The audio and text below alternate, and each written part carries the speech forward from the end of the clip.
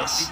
If your church is using AI-generated voice of Charlie Kirk telling you that everything's going to be okay and he's in heaven and this is how you should think for the next coming months, that's a cult. That is psychosis. I am Christian, and this is crazy to watch real time.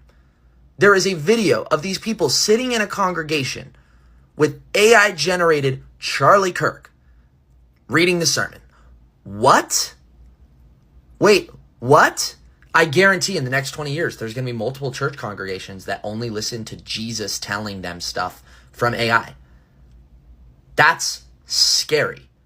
That's scary because at the end of the day, it's a man creating that video. It's a man creating the sermon, but you think it's Jesus saying it, and it's going to be so easy to twist his words.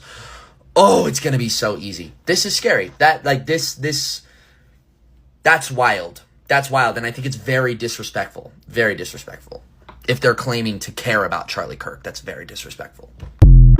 They chose the memorial today on purpose. You hear me? On purpose. Do not let anybody tell you it was a coincidence that almost 80,000 people packed the stadium on the exact day of a solar eclipse, a new moon, and Saturn at opposition. That's not random. That's staging. That's choreography. And it wasn't for you. It was for them. And here is the ugly truth. Crowds are batteries. When tens of thousands cry, chant, and sway together, you create a current. Science calls it collective effervescence. Spirit folks call it energy harvesting. I call it what I see it, stealing your grief and cashing it in. And this playbook isn't new. The Romans did it in the Colosseum, blood and bread to distract the people while the empire pulled strings behind the curtain. Televangelists do it every single Sunday, whipping a congregation into tears, then passing the plate at the peak. Even Hollywood showed you the metaphor in The Matrix. Humans strapped in as living batteries, feeding a machine that doesn't give a damn about them.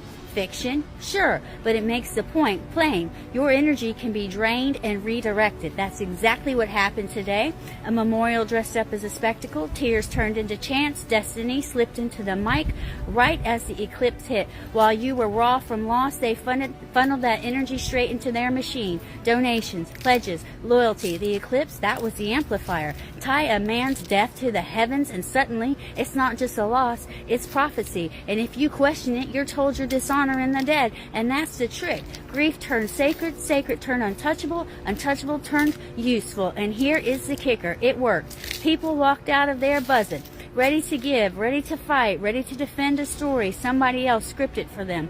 That charge didn't fade when the lights cut off. It got banked. It'll be spent later on whatever agenda they load into it. This was not comfort. It wasn't closure. It was control. They harvested 80,000 beaten hearts today and called it a memorial. So don't get played. Don't call it holy when it was a hustle. They chose that day on purpose. They chose that stadium on purpose. They used that eclipse on purpose. And unless you start naming it, they'll keep doing it. Because listen, harvesting your pain has always been the oldest con in the book. Stay awake, stay loud, and do not let them farm you like cattle.